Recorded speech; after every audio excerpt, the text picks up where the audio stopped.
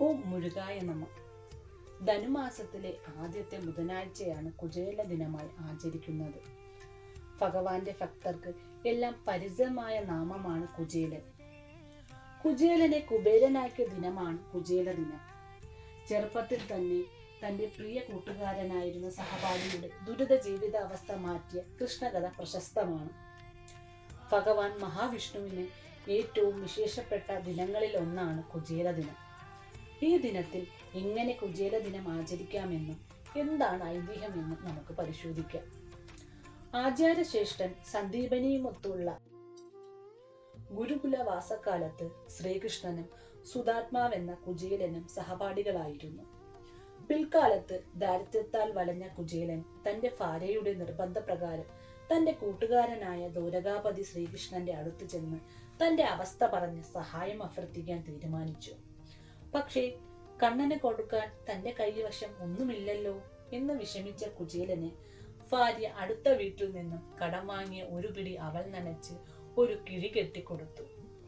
മനസ്സില്ലാ മനസ്സോടെ ഭാര്യയോടും മക്കളോടും വിട പറഞ്ഞ് യാത്ര ആരംഭിച്ചു. പോകുന്ന വഴി മുഴുവനും കുചേലന് പലതരത്തിലുള്ള സംശയങ്ങളായിരുന്നു. എന്നെ കണ്ടാൽ കണ്ണന് മനസ്സിലാകുമോ? കണ്ണനിപ്പോൾ കാലിച്ചെറുക്കനല്ല, ദ്വാരകാപതിയാണ്. ഈ മുഷിഞ്ഞ വസ്ത്രമണിഞ്ഞ് ചെല്ലുന്ന എന്നോട് നീരസമുണ്ടാകുമോ? കൊട്ടാരത്തിലെ അതിവിശിഷ്ടമായ ഭക്ഷണങ്ങൾ കഴിക്കുന്ന അദ്ദേഹത്തിന് ഞാൻ എങ്ങനെ ഈ മുഷിഞ്ഞ വസ്ത്രത്തിൽ പൊതിഞ്ഞ അവൽ നൽകും? നൽകിയാലും അദ്ദേഹം സ്വീകരിക്കുമോ? എന്റെ ദാരിദ്ര്യം ഞാൻ എങ്ങനെ പറയും? എന്നിങ്ങനെ ഓരോന്നായി ആലോചിച്ചാലോചിച്ച് കുചേലൻ ദ്വാരകയുടെ കവാടത്തിലെത്തി. അവിടെ നിന്നു. മനസ്സിലെ സന്ദേഹം തീരാതെ വീണ്ടും ആലോചിച്ചു. അകത്തു പോകണോ അതോ വേണ്ടയോ? ഇവിടെ വരെ വന്നിട്ട് ഞാൻ എങ്ങനെ എന്റെ കണ്ണനെ കാണാതെ പോകും? ദൂരെ നിന്ന് ഒരു നോക്കെങ്കിലും എന്റെ കണ്ണനെ കണ്ടാൽ മതിയായിരുന്നു. എന്തും വരട്ടെ എന്ന് ചിന്തിച്ച് കുചേലൻ കവാടത്തിലെ കാവൽക്കാരോട് താൻ കൃഷ്ണന്റെ സുഹൃത്താണെന്നും എന്നെ അകത്ത് വിടണമെന്നും അറിയിച്ചു. അദ്ദേഹത്തെ കണ്ട കാവൽക്കാർ കളിയാക്കി ചിരിച്ചു, അദ്ദേഹത്തെ പരിഹസിച്ചു. പക്ഷേ ഇതെല്ലാം അറിഞ്ഞ സാക്ഷാൽ ഭഗവാൻ മാളികയിൽ നിന്നും ഇറങ്ങി പ്രിയ മിത്രമേ എന്നും വിളിച്ച് കുചേലനെ വാരിപ്പുണർന്നു. കണ്ണന്റെ ആലിംഗനത്തിൽ കുചേലൻ കോരിത്തരിച്ചു. കണ്ണുകൾ ഈറനണിഞ്ഞു. എല്ലാ മര്യാദകളോടും ഭഗവാൻ കുചേലനെ സൽക്കരിച്ച് ആനയിച്ച് കൊട്ടാരത്തിൽ കൊണ്ടുപോയി ഇരിപ്പിടത്തിൽ ഇരുത്തി. കുചേലന്റെ കാലുകൾ ഭഗവാൻ കഴുകി. കണ്ണന്റെ തോളിലെ മേൽവസ്ത്രം കൊണ്ട് കാലുകൾ തുടച്ചു. കൃഷ്ണപത്നിമാർ വിശിഷ്ട ഭക്ഷണങ്ങൾ സുധാത്മാവിന്റെ മുമ്പിൽ വിളമ്പി. ഭഗവാനെ കണ്ടതിൽ തന്നെ വയറും മനസ്സും നിറഞ്ഞ സുധാത്മാവ് ഭക്ഷണം കഴിച്ചു. വിശ്രമിക്കാനായി കിടപ്പുമുറി ഒരുങ്ങി. ഭഗവാൻ സുധാത്മാവിന് വിശറിയാൽ വീശി കുട്ടിക്കാലത്തെ ഓർമ്മകൾ പങ്കുവച്ചു. മടക്കയാത്രയ്ക്കൊരുങ്ങിയ കുചേലനോട് തനിക്കൊന്നും കൊണ്ടുവന്നില്ലേ എന്ന് ചോദിച്ചു. പക്ഷേ കുചേലൻ ഒന്നും മിണ്ടിയില്ല. ഭഗവാൻ കുചേലന്റെ അരികിൽ അവൽപ്പൊതി കണ്ടെത്തി.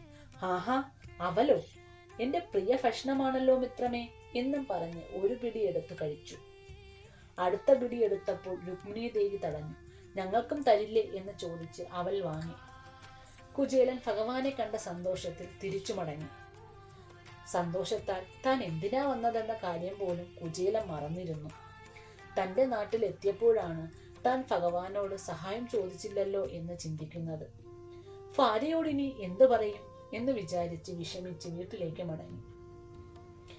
അവിടെ ചെന്നപ്പോൾ തന്റെ കുടിലിനു പകരം ഒരു കൊട്ടാരം, ശരീരം നിറയെ ആഭരണങ്ങൾ അണിഞ്ഞ ഒരു സ്ത്രീയും പുതുവസ്ത്രമണിഞ്ഞ കുട്ടികളും കൊട്ടാരത്തിൽ നിൽക്കുന്നു. അവർ കൊട്ടാരത്തിൽ നിന്നും ഇറങ്ങി വരുന്നു. നല്ല മുഖഭാവം, പക്ഷെ ആരാണെന്ന് മനസ്സിലാകുന്നില്ല.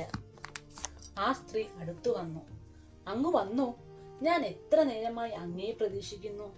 ദ്വാരകയിൽ നിന്നും ആളുകൾ വന്നിരുന്നു, കണ്ടില്ലേ എല്ലാം? അങ്ങ് ഭഗവാനോടെല്ലാം വിസ്തരിച്ചു പറഞ്ഞല്ലേ എന്ന് ചോദിച്ചപ്പോഴാണ് നിറകണ്ണുകളോടെ കുചേലന് സത്യം മനസ്സിലായത്. താൻ ഒന്നും തന്നെ പറഞ്ഞില്ല. എങ്കിലും അഖിലാണ്ട കോടി ബ്രഹ്മാണ്ട നായകനായ ഭഗവാൻ എല്ലാം അറിഞ്ഞു. തന്നെയും തന്റെ കുടുംബത്തിനെയും അനുഗ്രഹിച്ചു. ഭഗവാൻ അറിയാത്തതായി ഒന്നും തന്നെ ഇല്ല. ഭഗവാനെ സ്നേഹിച്ചാൽ ഭഗവാനും തിരിച്ച് ഞങ്ങളെ സ്നേഹിക്കും. യാതൊന്നും ആഗ്രഹിക്കാതെ ഭക്തിപൂർവം അവൽക്കിഴി സമർപ്പിക്കുന്നതിലൂടെ കുചേലന് നൽകിയതുപോലെ ഭഗവാൻ സർവ്വ ഐശ്വര്യങ്ങളും എല്ലാവർക്കും പ്രദാനം നൽകും.